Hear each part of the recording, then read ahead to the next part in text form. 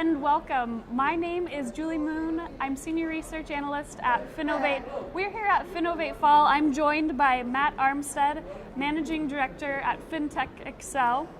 Matt also holds roles at various other technology firms, including digital rebate company Vibe and car insurance startup Root. Matt, thank you so much for joining me today. Thanks for having me, really appreciate it. Yeah.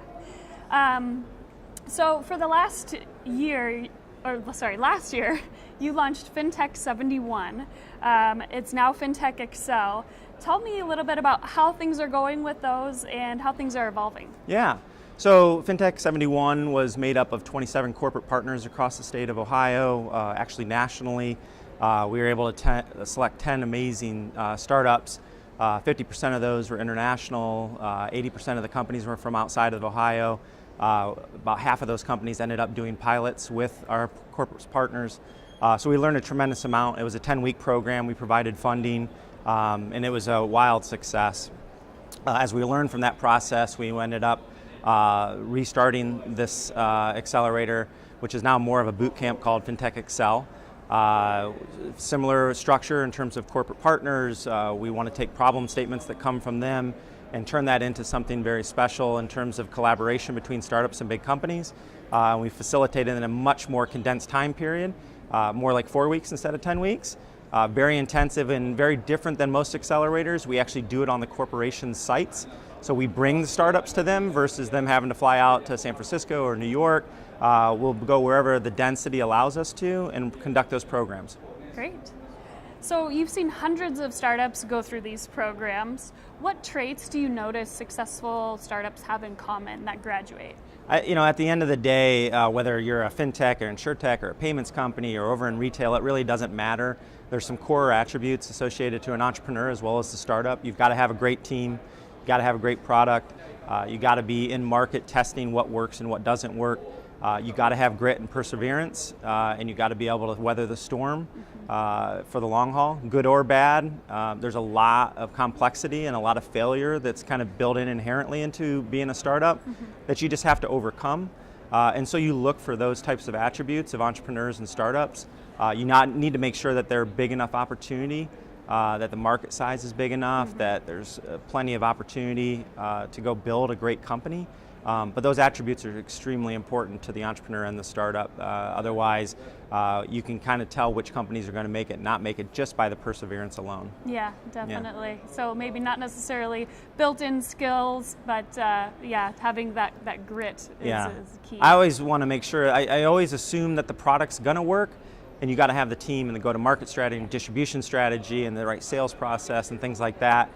Hopefully there's some great engineers that are building some great product, but all those other things are just as important. Definitely, yeah. Great. So you kind of hinted to this earlier, but one of the biggest hurdles for startups in participating in an accelerator is that on-site time commitment that many of the programs stipulate, that require companies to be separated from their friends and family, living in a different city for weeks at a time. Yeah. How have you seen individuals overcome this, and how do you kind of work around that? It's super hard on these individuals and their families, especially if they're international and they're coming over here for 10 weeks and others are taking a break or going home on the weekend or coming home at night. They get a little bit of a break. If you're coming somewhere and actually living and breathing for 10 weeks or whatever, it's hard. They're committed to their trade, they're committed to their companies, and have the utmost respect for entrepreneurs that are doing that. I think you'll see an evolution as it relates to accelerators. There's other ones that have 2 or 3 major events during the entire program time period that really require to be on site, and more of them are moving to virtual programs. There's nothing that replaces the in-person experience, so you really can't displace that from the program. That's when the collaboration happens. That's when they figure out what works and what doesn't. That figures out if they're going to be able to work together as individuals, not just companies and technologies integrating with one another.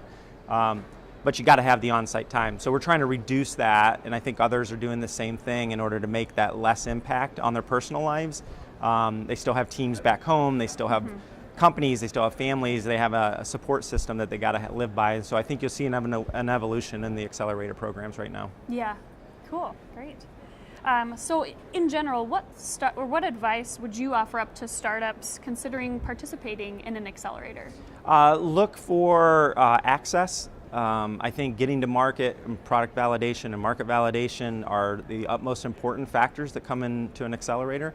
I think funding is extremely important, but not always the most important thing. These people are going to be on your cap table for a really long time, so it's not just about money, it's about value that they create. You want to make sure that they're getting the most value out of the program, they're getting access to people, they're figuring out what works and what doesn't in their business model. And so spend the time working with an accelerator that provides those things that help you get to market. It's not just about funding, it's not a short-term stint.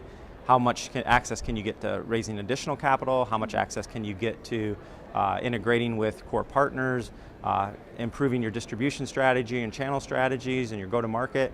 So access is the most important thing. So spend your time focused on that when you pick the right one. Okay, great.